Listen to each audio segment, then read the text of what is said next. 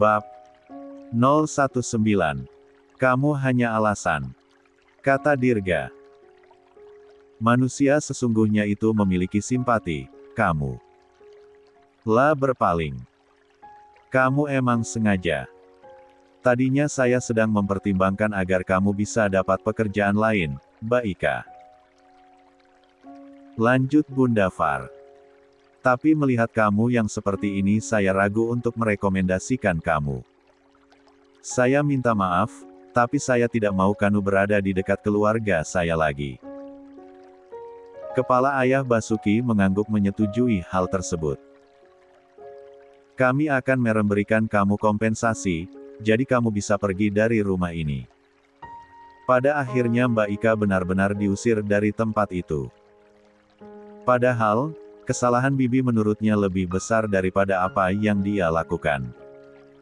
Kini, dia hanya bisa menatap gerbang rumah itu dengan senyum samar. Senyum yang hanya sampai ke ujung bibirnya. Dia kemudian menunduk, terkekeh dan berbalik menjauhi rumah itu. Dari atas balkon kamarnya, Sasi melihat sosok itu melangkah pergi meninggalkan rumah Ayah Basuki. Tiba-tiba ia tersentak ketika sepasang tangan besar melingkar di atas perutnya. Dirga meletakkan dagunya di bahu sang istri lalu mengecup pipi istrinya lembut. Kenapa? Tanya Dirga. Kamu enggak suka dia pergi dari rumah ini? Sasi tersenyum, tentu saja bukan. Aku cuma ngerasa kalau dia itu punya sesuatu yang aku enggak tahu apa, tapi feelingku kuat banget, Mas.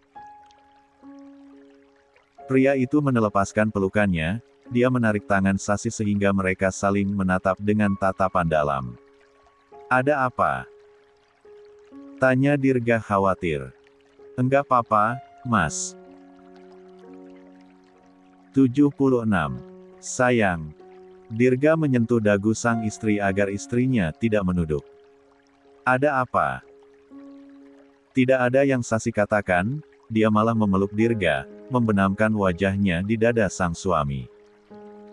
Aku mau kerja, Mas. Boleh enggak anterin aku? Dek. Mas. Sasi menatap wajah suaminya. Aku cuma ngerasa kalau dia itu suka sama kamu. Dirga langsung diam, kemudian dia tersenyum sambil memiringkan kepala, menatap wajah sang istri yang cemberut. Adek cemburu, ya. Goda Dirga. Enggak ada masa aku cemburu. Sasi buru-buru melepaskan tangan suaminya dan pergi dari sana.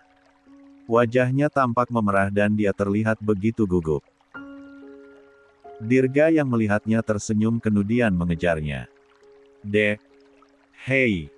Pekik Dirga. Dek enggak apa-apa kalau kamu cemburu, kan wajar. Enggak ada. Aku enggak cemburu. Pekik Sasi setengah marah dan itu membuat senyum di bibir Dirga semakin melebar. Dadar cewek. Gengsi segede gunung. La terkekeh dan geli sendiri. Mobil Dirga berhenti di parkiran rumah sakit. Mesin dimatikan, dan suasana mendadak menjadi sunyi di dalam kabin. Dirga menoleh, menatap lekat wajah istrinya yang pagi itu terlihat begitu segar, meski matanya menyimpan sedikit gelisah aneh. Karena tidak ingin telat, Sasi lebih dulu mengambil inisiatif. La menyentuh tangan suaminya yang kekar, lalu menggenggam erat dan membawanya ke bibirnya. Dikecupnya lembut punggung tangan Dirga, seperti ritual kecil yang hanya mereka pahami maknanya, perpisahan sejenak yang selalu terasa terlalu lama. Dirga tersenyum kecil, kemudian membalas dengan serangkaian ciuman hangat yang membuat dada Sasi bergemuruh. Satu persatu, ia mencium bagian wajah istrinya, kening yang sering dicemaskan, alis yang melengkung sempurna, kelopak mata yang selalu bersinar, hidung kecilnya, kedua pipi yang merona, dagu mungil, dan terakhir bibirnya, lama, tenang, dan penuh sayang. Lalu ia mengecup puncak kepala Sasi. Semangat, Dek. Bisik Dirga. Padahal dia masih enggan untuk berpisah. Mas juga hati-hati di jalan. Cepat pulang, kata Dirga. Sasi mencubit lengan suaminya pelan, lalu tertawa kecil sebelum akhirnya membuka pintu dan turun dari mobil. Perempuan itu mengucapkan salam lalu melambaikan tangannya. Hati-hati. Dirga mengangguk sambil tersenyum kecil. 77. Pagi itu, Sasi bahkan belum menginjak lantai lobi rumah sakit, sosok yang familiar langsung menghampiri dengan senyum lebar dan langkah cepat. "Say," seru perempuan tersebut. "Rindu." Sasi tertawa, keduanya langsung berpelukan sebentar seperti dua sahabat lama yang baru bertemu kembali. Padahal ya mereka hampir tiap hari bertemu. Namun belum Sasi menghela napas, Rindu sudah menunduk dan menatapnya dari atas ke bawah dengan mata menyipit penuh selidik. "Cie, cie," serunya jahil, penuh nada godaan. "Apa sih? Udah nganu, ya?" Rindu berbisik dengan tangan menutupi mulut. Sasi langsung melotot. "Hah? Aku bahkan belum ngomong apa-apa." La tampak sangat gugup, dia tidak tahu kenapa Rindu bisa mengatakan hal tersebut. "Enggak usah ngomong. Aku udah baca jawabannya dari kening kamu," kata Rindu, lalu menyengir lebar. "S-line kamu bersinar pagi ini." "Apa pula S-line?" Sasi bingung. "Seksi line. Biasanya nongol pas abis honeymoon. Atau, Rindu menyenggol bahu Sasi dan keduanya tertawa lepas. "Dasar enggak ada kerjaan," maki Sasi, tapi dia juga ikut tertawa. Namun, di tengah tawa yang belum benar-benar reda, Rindu tiba-tiba menaik Sasi ke sisi koridor dan menurunkan volume suaranya. "Ses. Ngomong-ngomong, kemarin pas kamu cuti, ada kabar aneh beredar di sini." Sasi langsung menghentikan langkahnya. "Kabar aneh?" Rindu menatap sekeliling, memastikan tak ada yang mendengarkan. "Bu Azizah nyariin kamu. Beberapa staf bilang beliau senempat datang 2 kali dan tanya-tanya soal kamu. Dia malah enggak percaya pas staf bilang kamu enggak masuk. Kamu baik-baik aja kan? Nyari aku. Tapi kenapa? Aku enggak merasa punya urusan apa-apa sama Bu Azizah." "1. Ya, makanya aku heran. Aku pikir kamu tahu." Rindu mengerutkan kening. "Tapi kayaknya doi marah deh, Sa." Wah, Sasi sudah tidak bisa berkata-kata. Apa sih yang orang-orang ini inginkan? Kenapa mereka selalu melakukan hal yang membuatnya jengkel? "Hei!" Rindu menepuk lengan Sasi. "Kenapa malah ngelamun? Ada yang terjadi?" tanya Rindu khawatir. "Orang rumah jahatin kamu, atau ada yang lain?" "Siapa yang gangguin kamu, Sa?" 78. Di jam 10 pagi, keluarga ayah Basuki kini berada di rumah sakit militer yang biasanya menjadi tempat Dirga bekerja. Di salah satu kamar rawat inap, Aska terbaring dengan wajah lebam, bibir pecah, dan pelipis yang tampak dijahit beberapa jahitan. Perban membalut tangannya, dan infus menggantung di sisi ranjangnya. Pintu terbuka perlahan, Dirga masuk lebih dulu, disusul oleh ayah Basuki dan Bunda Far. Tak satu pun dari mereka langsung bicara ya kecuali mengucapkan salam. Mereka hanya menatap tubuh Aska yang kini tak lagi pecicilan seperti biasanya. Ia terkapar dan lemah, bahkan tak sanggup membuka mata. "Kalian kejam," maki suara tinggi itu meledak dari sisi ranjang. Seorang perempuan dengan mata sembab berdiri sambil menunjuk-nunjuk ke arah Dirga. "Kamu ini keterlaluan, Dirga.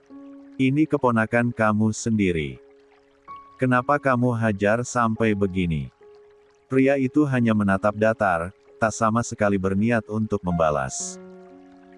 Jantungnya berdebar, tapi dia tetap tenang, toh dia tidak salah. Orang seperti Asuka memang harus dikasih paham.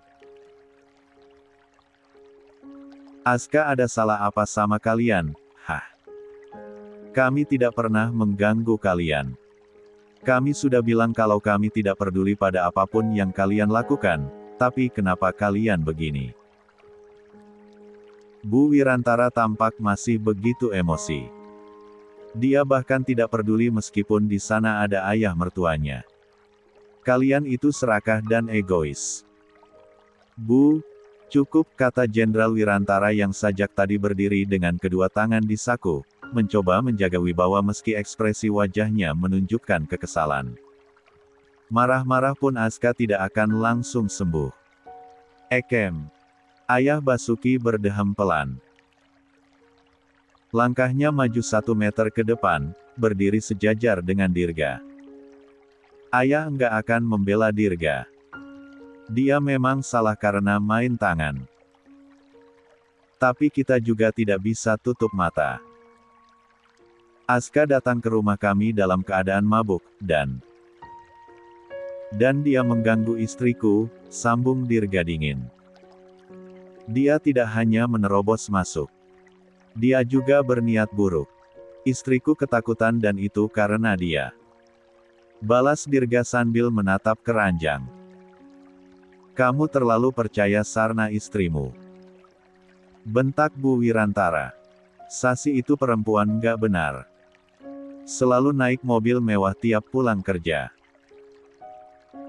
Banyak yang lihat dia gonta-ganti kendaraan, pasti dia main sama om-om. Dia itu miskin Dirga, dan kamu tahu, orang seperti itu bisa ngelakuin apapun saat kepepet. Cerita lucu itu membuat Bunda Far tertawa. Om. Waduh, Bu. Sasi itu bidan home care. Karena pelayanannya bagus dan dia ramah, banyak pasien yang memperlakukan dia dengan sangat baik. Bahkan ada keluarga pasien yang sampai menjemput dan mengantar ulang setelah urusannya selesai. Sasi itu sibuk, dulu di hari liburnya aja dia tetap kerja di rumah orang. Dirga berdeham. La melirik ibunya seolah memberi isyarat untuk tak memperpanjang. Tapi Bunda Far malah berdiri lebih tegak. Dan satu lagi, lanjutnya. Sasi itu anak baik. Yang pernah menyentuh tubuhnya hanya 1 orang. Dirga. Saya bisa pastikan itu. Wajah Dirga berubah mesem, La menghela napas dalam, sementara ayah Basuki menahan senyum kecil. Mungkin Asuka seperti ini karena dia belum bisa move on, kata Bunda Far mendesis pelan. Atau, karena dia 79. Menyesal sudah melepaskan permata seperti Sasi. Tapi kami berterima kasih, karena Asuka memilih wanita lain. Sekarang Sasi jadi menantu saya. Tak ada yang sadar bahwa mata Asuka yang tampak terpejam itu mulai bergetar. Bahunya sedikit naik turun. Di balik selimut, ia menggenggam erat spray ranjang. Bibirnya gemetar. Luka fisik di wajahnya tak sebanding dengan luka batin yang menganga. Dirga menoleh ke arah Bu Wirantara dan kakak jenderalnya itu. Kami tidak akan melaporkan kejadian ini. Tapi jika hal seperti ini terulang lagi, saya pastikan, kami tidak akan tinggal diam. Jaga anak kalian, lanjut ayah Basuki. Ini bukan lagi sekadar masalah keluarga, tapi kehormatan. Pintu rumah kami selalu terbuka untuk kalian, tapi tolong tetap pakai adab. Mereka bertiga pun pamit, meninggalkan ruangan dengan kepala tegak. Tak ada yang menoleh ke belakang. Mereka semua sangat yakin dan percaya bahwa mereka di sini tidak salah, sekalipun Asuka harus terbaring di sana, itu adalah karena ulahnya sendiri. Beberapa detik setelah pintu tertutup, Jenderal Wirantara menghantam dinding dengan tinjunya. Bodoh. Geramnya. Kamu anak bodoh, Asuka. Yah. Sang istri berusaha untuk menenangkan tapi dia tetap ditepis oleh suaminya. Jenderal Wirantara tampak begitu marah, dia menatap sang anak dengan tatapan tajam. Saya sudah bilang, bersikaplah tenang, lakukan semuanya dengan elegan. Bukan malah membuat masalah memalukan seperti ini. Akan tetapi, Aska tetap pura-pura tidur. Meskipun air matanya menetes perlahan, menyerap ke bantal putih yang dia kenakan. Bu Wirantara meraih lengan suaminya untuk kesekian kali, mencoba menenangkan. Dia menenangkan suaminya, sementara anaknya masih menangis dalam dia. Pria itu mungkin baru menyadari bahwa, semua foto-foto yang dia terima selama ini hanya fitnah semata. Dia tersulut emosi karena selama dia memiliki Sasi, perempuan itu selalu tidak ingin melakukan hal-hal lebih. Dia marah karena dia berpikir bahwa perempuan itu bisa dibeli dengan uang. Namun, dia salah sangka. Sasi adalah perempuan baik-baik dan dia sudah sangat menyakitinya. 1.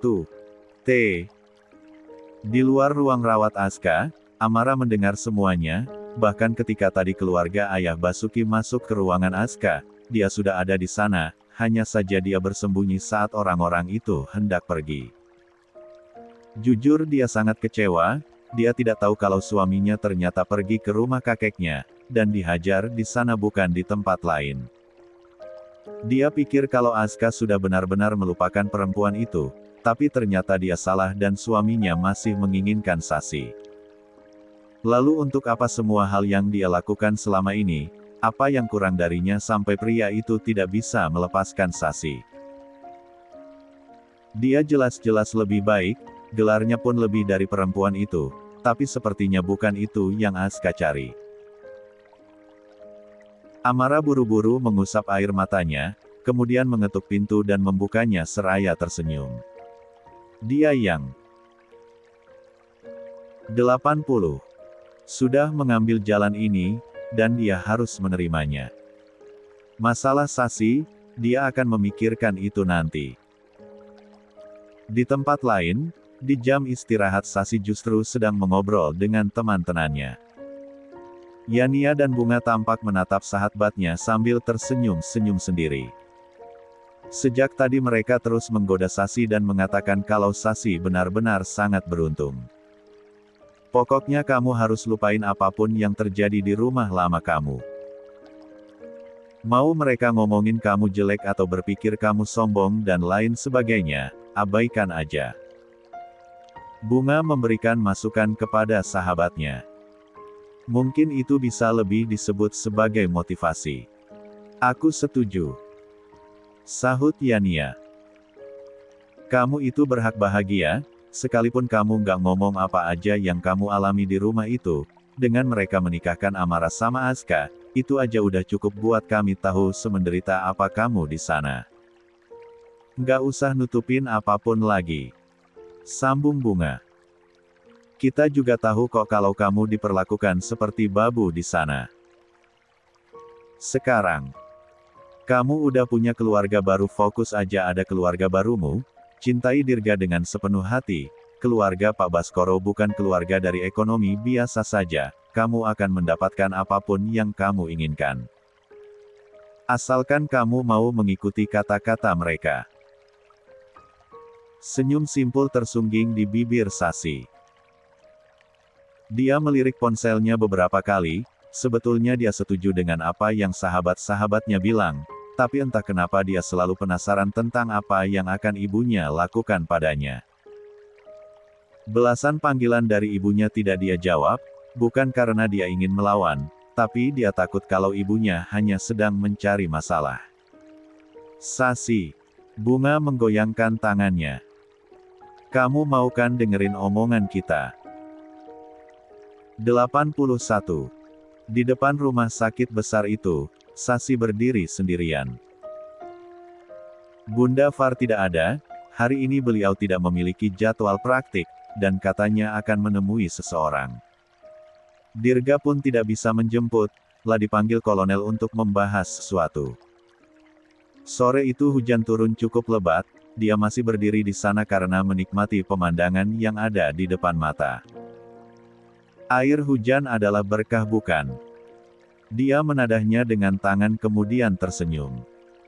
Namun, telepon genggam Sasi yang berada di tangan kirinya terus bergetar.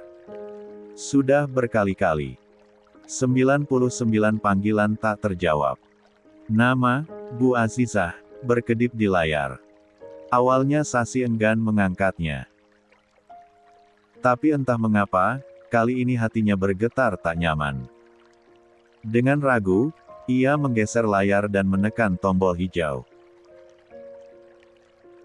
Assalamualaikum, Bu, sapanya lemah lembut seperti biasa. Waalaikumsalam, Sasi, sahut Bu Azizah datar nan dingin. Elbu sekarang ada di tempatnya Pak Hasan. Seketika, mata Sasi membelalak. Darahnya seolah mengalir terbalik. Tanpa sempat berpikir panjang, ia berlari ke arah jalan. Hujan masih turun, tapi tak dindahkannya. Melambai pada taksi yang melintas, lalu masuk tergesa ke masjid. Pak, cepat, ya. Di dalam taksi, dengan ponsel masih menempel di telinga, Sasi berusaha menahan gemuruh di dada. Bu, tolong, jangan bilang apa-apa ke ayah. Apapun yang Elbu ingin sampaikan, pasti hanya versi ibu sendiri. Aku mohon. Ibu tidak akan membohongi ayahmu, nak. Cepatlah ke sini, ada banyak hal yang harus kami sampaikan. Iya, Bu. Sasi memejamkan mata, menahan rasa tak enak yang menyeruak. Perjalanan ke masjid terasa panjang meskipun hanya sekitar 20 menit. Begitu taksi berhenti di depan masjid, ia membayar cepat dan berlari ke pelataran. Di sana, di teras masjid, ia melihat sosok Ayah Hasan duduk di teras masjid tanpa alas sama sekali. Tidak terlalu jauh darinya, duduk Bu Azizah dengan wajah dingin. Beberapa orang tua sedang duduk di sekitar sambil mengobrol dan tertawa bersama, namun suasana tampak tegang bagi kedua orang tuanya. Ia menarik nafas panjang kemudian menghembuskannya perlahan. Sasi melangkah sambil menatap mereka satu persatu. Assalamualaikum, Elbu. Kenapa Elbu ada di sini? Untuk apa? Bu Azizah hanya diam. Mulutnya terkatup rapat seperti biasa. Tapi bukan ibunya yang menjawab, melainkan Ayah Hasan. Sejak kapan ayah mengajarkan kamu bersikap tidak sopan sama ibumu? Nada suaranya tak keras, tapi tegas dan penuh tekanan. Dia yang sebelumnya selalu menjadi orang yang paling baik kepada Sasi, bahkan tidak bertanya kenapa anaknya itu basah kuyup. Sasi terdiam.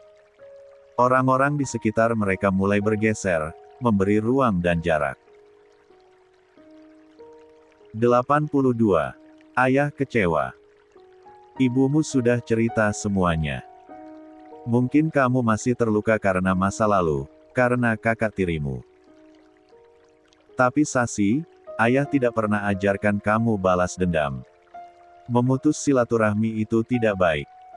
Kamu anak yang ayah didik dengan agama dan adab. Kedua tangan Sasi mengepal. Tenggorokannya terasa kering. Tapi ia tahu, ia harus menahan diri. Alhamdulillah kalau sekarang kamu bahagia. Tapi jangan jadikan itu alasan buat sombong. Jangan lupakan siapa kamu dan dari mana kamu berasal. Ibu tahu soal Azka, sambung Bu Azizah. Ibu tahu Dirga hajar dia habis-habisan. Ibu tidak menyalahkan kamu, Sasi. Tapi alangkah baik kalau kamu bisa jadi penengah, bukan justru membiarkan masalah makin besar. Kamu itu perempuan. Kamu harus jadi peneduh, bukan kompor. Apa? Sasi menarik napas panjang. Menatap ibunya, kemudian ayahnya. Lalu perlahan, ia mengusap air matanya sendiri yang jatuh membasahi pipi.